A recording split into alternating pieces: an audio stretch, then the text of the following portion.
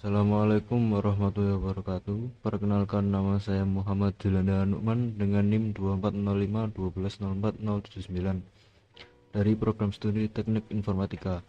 Pada kesempatan kali ini saya akan mempresentasikan terkait proyek MLR atau Multiple Linear Regression dari mata kuliah Sains Komputasi atas pemenuhan tugas mingguan. Di sini saya menggunakan dataset tentang hubungan perolehan likes dengan jumlah penonton dalam sumber page yang berbeda yang berada di dalam aplikasi Instagram. Oke, langsung kita next. Pertama ada latar belakang. Penelitian ini bertujuan untuk menganalisis pengaruh jumlah tayangan konten Instagram dari berbagai sumber halaman seperti beranda atau home, explore, dan kunjungan profile atau profile visit terhadap jumlah likes yang diterima. Dengan menerapkan metode Multiple Linear Regression atau MLR atau yang biasa disebut regresi linear berganda, akan dibangun sebuah model prediksi untuk memahami seberapa besar kontribusi masing-masing sumber tayangan terhadap interaksi pengguna. Hasil analisis ini diharapkan dapat menjadi acuan strategis bagi para konten kreator dan pelaku bisnis untuk mengoptimalkan performa unggahan mereka dan meningkatkan personal branding atau sumber penghasilan di platform Instagram. Selanjutnya ada penjelasan singkat mengenai dataset yang saya ambil. Dataset yang saya ambil memiliki tema yaitu Instatrends Turning Data into Virality, yang bermakna mengubah data menjadi popularitas. Kemudian diberikan 3 buah variabel independen atau X, yaitu X1 sebagai homepage, X2 sebagai explore page, dan X3 sebagai profile visit. Tak lupa variabel dependen juga diberi dengan Y sebagai jumlah likes setiap konten. Banyaknya data diberikan berjumlah 50 data dengan tujuan yaitu menghitung prediksi banyaknya likes pada pengaruh tayangan setiap sumber tontonan konten seperti homepage, explore, dan profile visit. Selanjutnya yaitu tentang visualisasi data. Di sini ada 50 data mulai dari konten ke-1 hingga konten ke-50. Seperti tadi yaitu ada 3 variabel independen, X1 sebagai homepage, X2 sebagai explore page, dan X3 sebagai profile visit. Kemudian variabel dependennya yaitu Y sebagai likes. Kemudian ada manualisasi perhitungan persamaan regresinya, persamaan garis regresinya. Dengan dari data barusan akan dirubah menjadi persamaan berikut, yaitu Y sama dengan A plus B1 kali X1 plus B2 kali X2 plus B3 kali X3 sampai Bn kali Xn, dengan keterangan Y yaitu nilai prediksi atau variabel terikat, X1, X2, dan X3 yaitu variabel independennya, kemudian A yaitu nilai konstanta, dan beta 1, beta 2, dan beta 3 yaitu koefisien regresi dari masing-masing variabel independen. Bentuk persamaan di atas dapat dihitung melalui rumus-rumus berikut. Yang pertama yaitu N plus B1 kali sigma X1 plus B2 kali sigma X2 plus B3 kali sigma X3, yang mana menghasilkan sigma Y. Kemudian sigma X1 plus B1 kali X1 pangkat X1 pangkat 2 plus B2 kali X1 kali X2 plus B3 sigma X1 kali X3 sama dengan sigma X1 kali Y. Lalu sigma X2 plus B1 kali sigma X2 kali X1 plus B2 kali sigma X2 kali X2 plus B3 kali sigma kali X2 kali X3 sama dengan sigma X2 kali Y. Kemudian yang terakhir yaitu sigma X3 plus B1 kali sigma X3 kali X1 plus B2 kali sigma X3 kali X2 plus B3 kali sigma X3 kali X3 sama dengan sigma X3 kali Y. Nah, karena koefisien B1, B2, B3 belum ditemukan, maka yang dicari hanya variabel X dan Y nya saja. Dari perhitungan rumus di atas, maka dapat dibentuk menjadi matriks berikut. Dan bentuk matriks seperti berikut: 50 adalah N nya, kemudian sigma X1 nya itu ini, sigma S2 nya yaitu 22292, ini sama ini, kemudian sigma S3 nya yaitu 1803 dan 1803 ini. Kemudian sigma Y nya yaitu ini 7836. Setelah mendapatkan matriks di atas, maka dapat diinverskan pada matriks A dengan rumus min force di Excel dan menghasilkan seperti berikut. Inverse matrix menghasilkan 0,4736314 hingga 0,00008046. Lalu dapat menggunakan rumus Excel mmult antara inverse matrix yaitu ini dengan matriks 1 kali 4B yaitu ini guna mencari koefisien persamaan regresi dengan hasil berikut. Maka didapatkan persamaannya,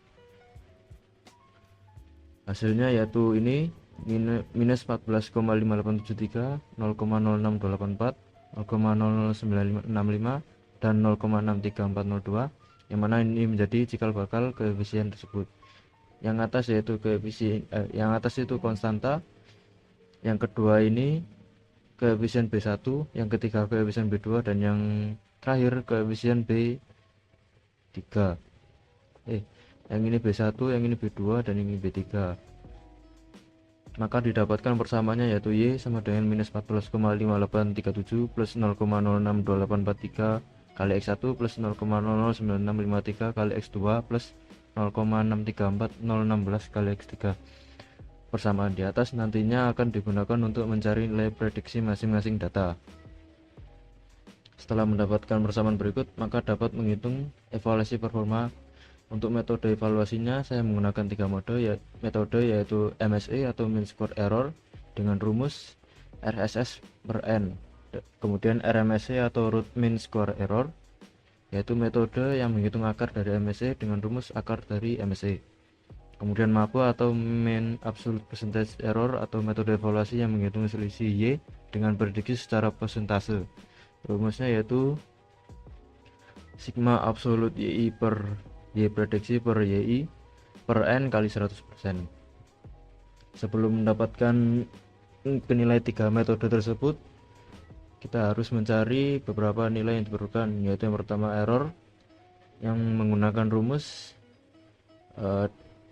data dependent atau Y dikurangi data prediksi, kemudian error kuadrat yaitu pengkuadratan dari error, absolute error dimana nilai dari error diabsolutkan atau pasti positif, kemudian RSS didapatkan dari error kuadrat namun di jumlah totalnya.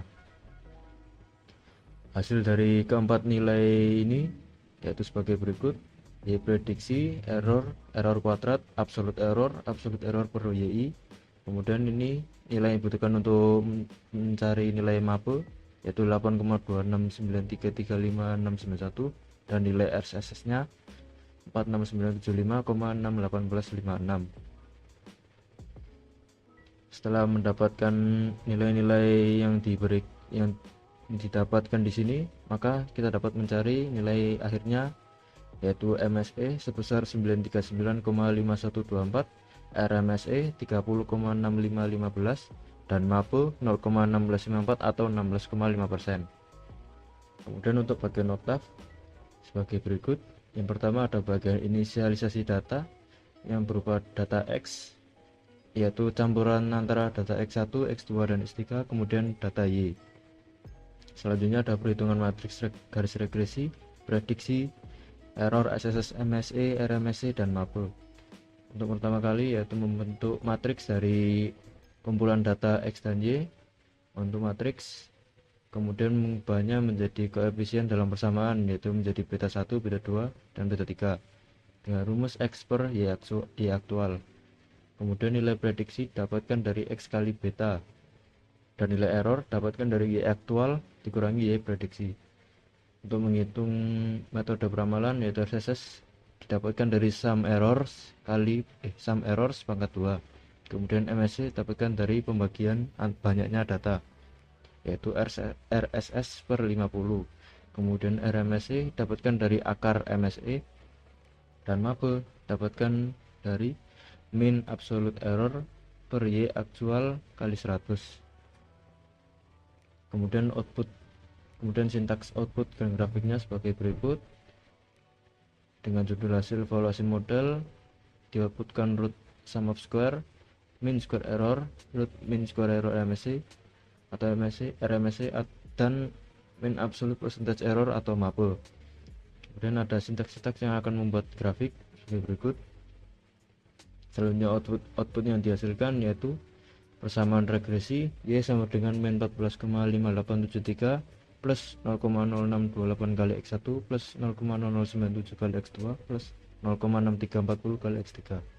Hasil evaluasi model RSS mendapatkan hasil 46975,6176, MSE mendapatkan 939,5124, RMSE mendapatkan hasil 30,6515 dan MAPE mendapatkan 16,54%. Dengan hasil grafik yaitu sebagai berikut.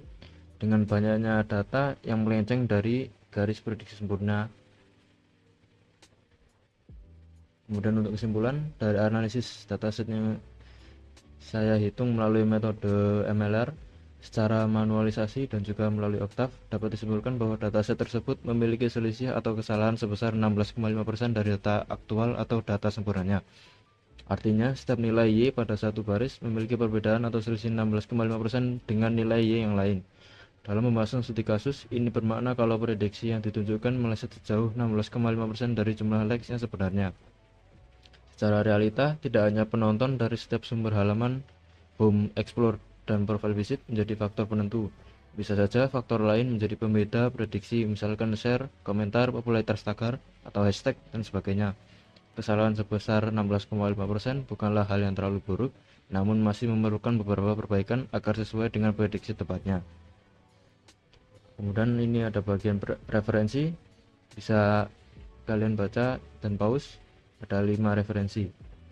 Sekian yang dapat saya sampaikan, kurang lebihnya mohon maaf. Wassalamualaikum warahmatullahi wabarakatuh.